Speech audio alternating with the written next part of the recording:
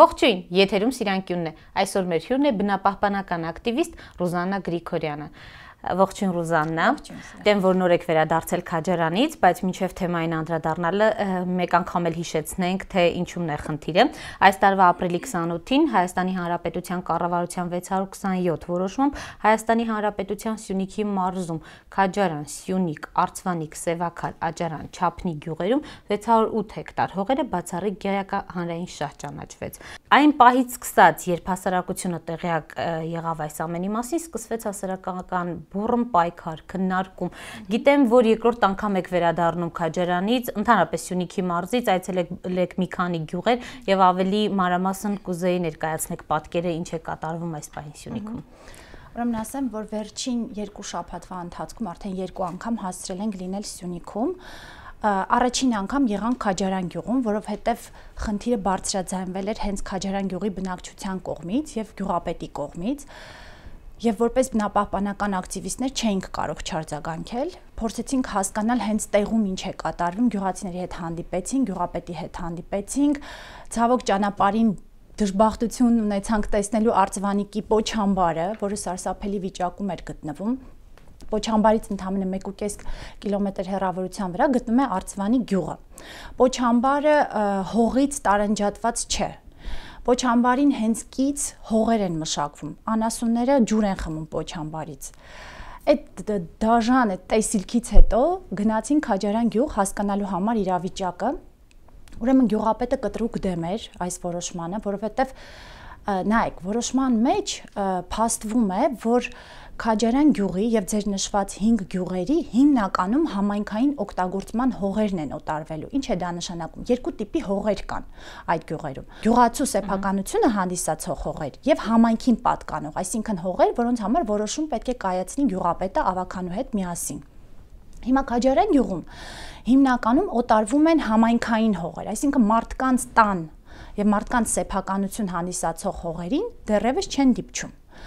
Բայց այդ համայնքային հողերը այնքան մոտ են գտնվում մարդկանց տներին, ասենք եթե գյուղում կանգնում ես, նայում ես ուղիղ դիմացի երկու լանջը հանդիսանում է համայնքային հողերը, որտեղ որ պիտի գնա բաց հանքի շահագործումը։ Այսինքն սա անուղղակիորեն քայլ է, որով գյուղացիներին ստիպում են լքել իրենց տները։ Դեռևս սեփականությանը չեն հասցրել անդրադառնալ, բայց ի վերջո գյուղացին չի կարող ապրել մի տանը, որտեղից 10 մետր հեռավորության վրա պայթյուն է, հա, կատարվում։ Քաջարանում ամենաակտիվն են, պայքարելու են մինչև վերջ, նույնիսկ գյուղապետը հրաժարական տվեց եւ մեծ զրույցում բազմիցս նշել է, որ հողը արյունով է պահելու, նույն վճռականությունը կա նաեւ այսօր այնտեղ։ Այսօր շատ ավելի ուժեղ է այդ վճռականությունը, ես հաճույքով դա փաստում եմ։ Առաջին այցի ժամանակ մի փոքր մոլորված վիճակ կար, մի փոքր ստրկացած վիճակ կար գյուղում, մարդիկ չէին հասկանում ինչ է կատարվում, իրենց իրավունքներից տեղյակ չէին, անգամ խնդրից այդ աստիճան տեղեկացված չէին, բայց հասկանում էին, որ վտանգը արդեն հասել է իրենց տուն, թակում է իրենց տան դուռը, ուր որը իրենց տները պետք է կորցնեն, եւ սարսափելի հուսահատված վիճակ կար գյուղում։ Անկամ, ասենք, մենք առաջին այցի ժամանակ հանդիպեցինք մի տատիկի, որը 80-ն անց էր եւ այդ տատիկը չուներ ընտանիք, կորցրել էր իր որդիներին, թոռանը, ապրում էր լրիվ մենակ եւ իր երազանքն էր ընդամենը գյուղի գերեզմանոցում թաղվելը, պատկերացնում եք, ասում էր, եթե ինձ հանեն, ով է ինձ թաղելու, որտեվ ես հավատում եմ իմ գյուղին, որ իմ գյուղը պիտի ինձ վաղը թաղի։ Այդ վիճակն էր գյուղում, հասկանում եք, այն աստիճան էմոցիոնալ ազդեցիկ վիճակ է, որ անտարբեր լինել չես կարող։ Բայց արդեն 1 շաբաթ հետո, երբ որ մենք բարձրաձայնեցինք խնդիրը Երևանում, մեդիաները ակտիվացան, հանրությունը թեժացավ այս հարցի շուրջ, արդեն երկրորդ այցի ժամանակ ես տեսա այդ վճռականությունը, տեսա, որ իրենք միջև վերջ կանգնելու են, եւ մենք էլ իրենց կողքին ենք լինելու միջև վերջ, մինչեւ որ գյուղը կարողանանք պահել։ Ուրեմն, եթե գյուղը Քաջարանի հարցը համեմատեմ մյուս գյուղերի հետ, այսինքն Արցվանիկ, Սյունիք եւ այլն։ Այո, Սևաքար, Աճարան, Չափնի, ուրեմն այնտեղ դրությունը մի քիչ այլ է, որովհետեւ եթե Քաջարանի տարածքները պիտի օգտագործվեն բաց հանքի շահագործման համար, ապա մյուս գյուղեր, 5 գյուղերի տարածքները օգտագործվելու են Պոչամբարի ընդլայնման նպատակով։ Այսինքն մարդկանց դեռ տնից հանելու խնդիրը դրված չի այսօր օրակարգում, բայց ի վերջո պոչամբարի բարձրացմանը զուգահեռ փաստորեն մարդիկ կարող են նաև իրենք էլ կորցնել իրենց տները։ Կա այդ գիտակցությունը մյուս գյուղերում նույնպես, ինչ է կատարվում մյուս գյուղերում, մարդիկ ակտիվ են, վճռական են, ինչ է արդեն այդ հանրային գերակա շահը գայթակղել է ու մտածում են յուրաքանչյուրը իսկապես մի լավ աշխատանք է գտնելու հանքում։ Ուրեմն ասեմ, որ ցավոք մյուս գյուղերում չկա դեռ այդ գիտակցությունը։ Մենք եղանք վերջին այցի ժամանակ Քաջարյան, Սյունիք եւ Արծվանի գյուղերում, ուրեմն Սյունիք գյուղում մեծամասամբ անտեղյակ էին այդ խնդրից։ Երբ որ մենք ասում ենք տեղյակ եք, որ որոշում կա, որ ձեր գյուղի համայնքային հողերը հանձնում են, ասում են, ինչ եք։ Իսկ գյուղապետերը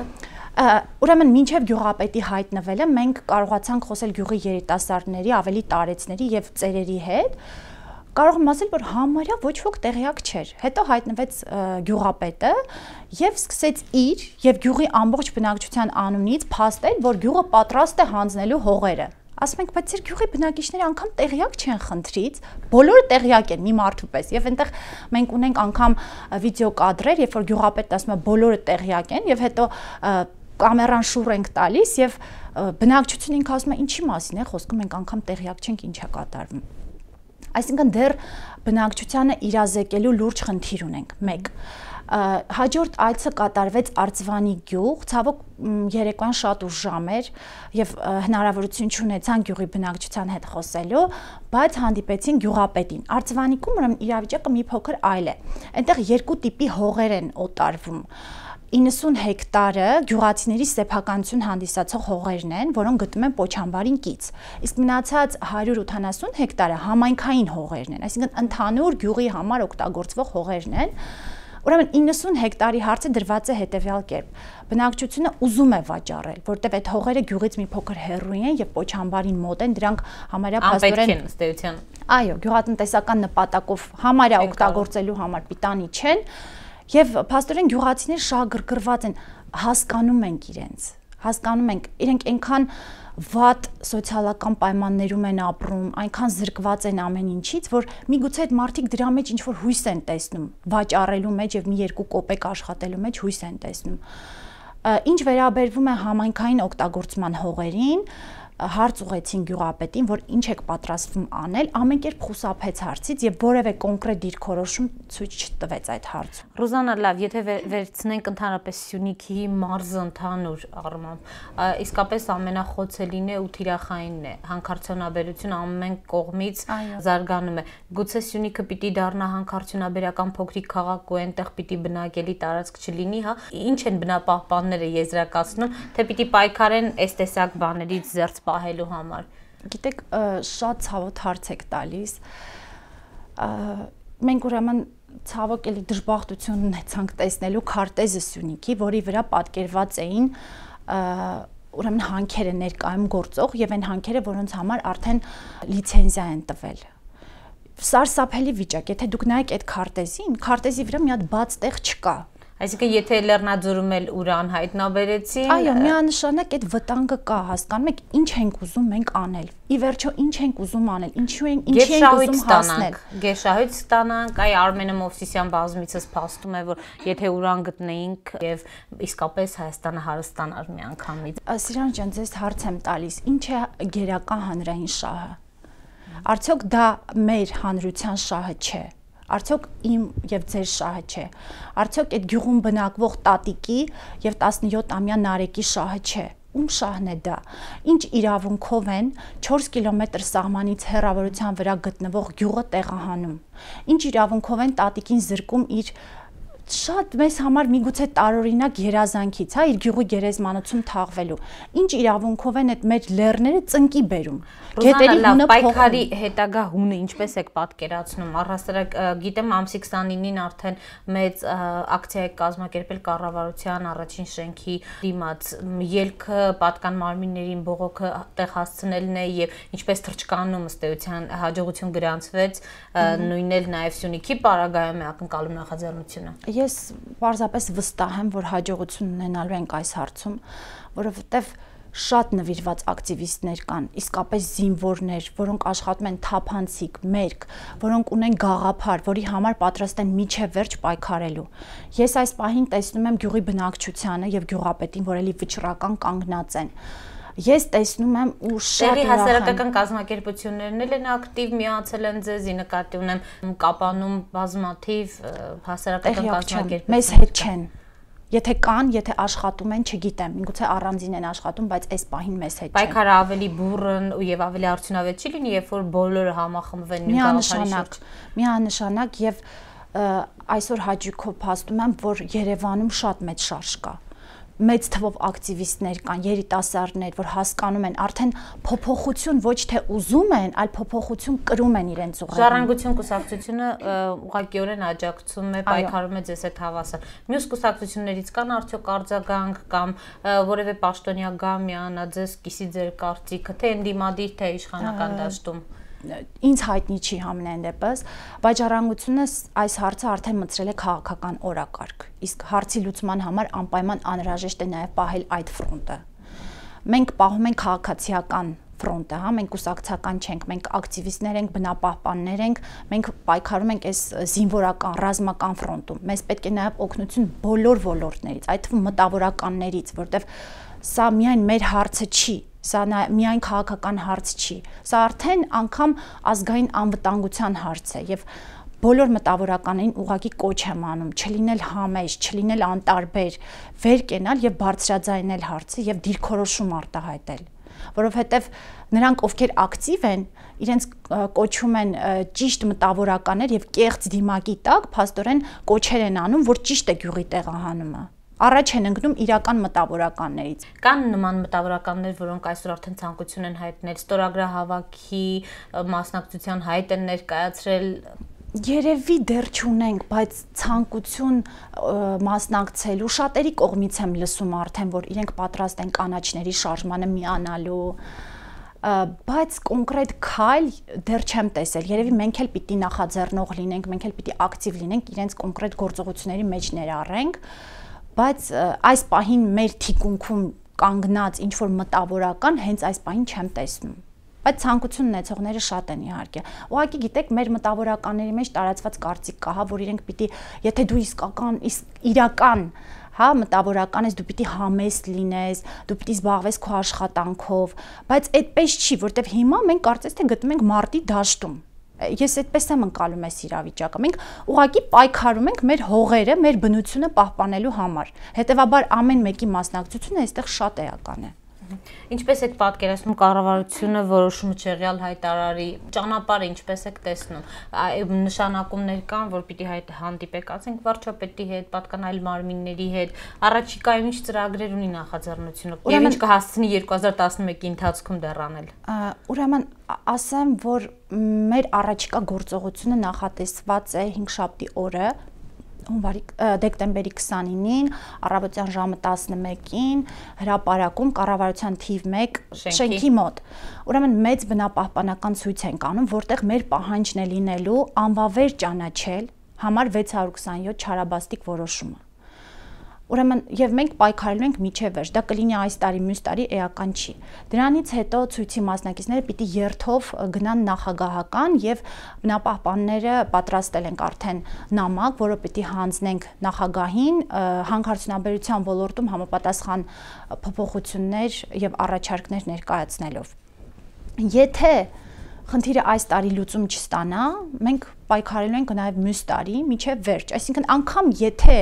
կարողանան համոզել գյուղացիներին, հա, իրենց տնից դուրս գալ համապատասխան գումարների դեմ, մենք ենք պահելու գյուղը, այսինքն խումբը նախաձեռնությունը շատ վճռական է տրամադրված, մինչև վերջ այդ հողերը պիտի պահեն։ Քաջարանում օրինակ է տեսակետ, եթե մեծ գումար տան, պատրաստ են մնալու, հա, այդպիսի կոչեր հնչում են, թե վճռականությունը հասել է իր պիկին եւ որևէ բան էլ հետ չի կարող պահել։ Գիտեք, կարծում եմ իմ անձնական տպավորությունն է եւ շատ եմ խոսել գյուղացիների, տարբեր մարդկանց հետ, ովքեր ունեն բարեկամներ գյուղում, կարծում եմ, որ նրանք, ովքեր չեն ապրում գյուղում, ովքեր ունեն պարզապես տներ, բայց իրենք ապրում են Կապանում կամ Քաջարան քաղաքում, նրանց համար կարծես թե ձեռնտու է, հա, տների համար ստանալ համապատասխան վարձատրություն։ Կազատվեն տնից, որը էլ արդեն պետք չի, եթե հանքարդյունաբերական կենտրոն է դառնում։ Այո, միանշանակ։ Իսկ նրանք, ովքեր ապրում են, եւ ովքեր իրենց պատմությունը եւ ապագան կապում են այդ գյուղի հետ, նրանք պայքարելու են։ Գիտեմ, որ հանդիպեցիք նաեւ մարզպետի հետ, ինչ տպավորություններ կան եւ գիտեմ, էլի առանց սկանդալ չստացվեց, հա։ Հա, ուրեմն առաջին անգամ էր, երբ որ այցելեցինք Քաջարյան գյուղ եւ արդեն երեկոյան ուզում էինք վերադառնալ, զանգ եկավ, որ մարզպետը որոշել է այցելել եւ ուզում է ձեզ հետ հանդիպել։ Աստեն առաջին քայլն էր, երբ մարզպետը ուզում էր քաղաքացիական նախաձեռնության հետ։ Եվ դա ինչ է նշանակում, որ այդ նախաձեռնությունը արդեն իրենց ուժ է ներկայացնում, չէ՞։ Ուրեմն մարզպետը եկավ, ինձ համար շատ զարմանալի էր, որ դեռևս գյուղ չհասած զանգ եկավ, գյուղացիներին խնդրեց, որ գան իրեն ուղեկցեն։ Այսինքն ճանապարհը կարծես թե ինքը չգիտեր։ Ինձ համար դա շատ զարմանալի փաստ է, որ նման էպիկենտրոն հանդիսացող գյուղի ճանապարհը կարող է մարզպետը չիմանալ։ Իսկ այցելել էր մինչև այդ կարծում եմ ոչ։ Դրանից մի քանի օր առաջ մեծ ժողով էր եղել գյուղում եւ բնապահպանության նախարարությունից էին մասնագետներ այցելել եւ գյուղի ամբողջ բնակչությունն էր հավաքվել։ Այդ քննարկմանը ներկա չէր եղել, բայց չզլացավ բնապահպանների հետ հանդիպեց։ Մարզպետի այցը շատ դրական եմ գնահատում մեզ համար, որովհետև